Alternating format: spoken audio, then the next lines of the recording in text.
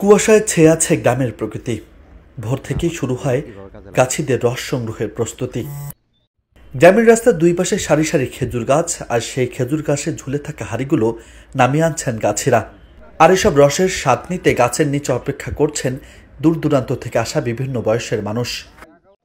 প্রচণ্ড শীত আর ঘন কুয়াশায় প্রকৃতি আর মানুষের এমন মিলন চোখে পড়ে কিশোরগঞ্জের পাকুন্দিয়া, কটিয়াদি সহ বিভিন্ন স্থানে। এছাড়া পার্শ্ববর্তী গফরগাঁও উপজেলার পাগলা সহ একাধিক স্থানে খেজুর রস সংগ্রহের দৃশ্য ঠিক একই রকম।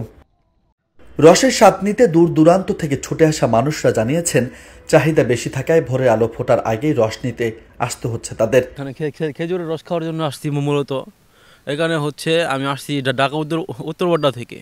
আর এখানে আমার যে অনুভূতিটা ফিল হচ্ছে, আমি খুবই আনন্দিত যে খেজুরের রস আগের আমরা ছোটোবেলা থাকতে বাচ্চা চাচাদের কথা শুনতাম যে খেজুরের রস যে আসলে সকালে আইসা এটা দেখলাম, খেলাম, এটা অনুভূতিটা অনেক ভালো আর কি।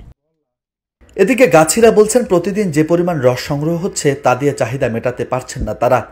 যোগাযোগ ব্যবস্থা ভালো হওয়ায় অনেক দূর দূরান্ত থেকে অতিথিরা আসছেন রস খেতে।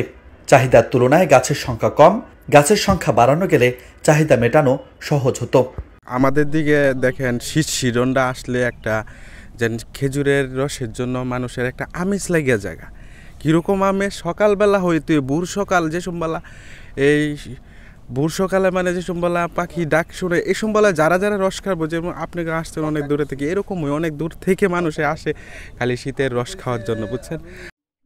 পাকুন্দিয়া উপজেলা নারান্দি ও হোসেন্দি ইউনিয়নে ছোট বড় মিলে 85টি খেজুর গাছ রয়েছে, যার থেকে প্রতিদিন 200 কেজি খেজুর রস সংগ্রহ করা হচ্ছে।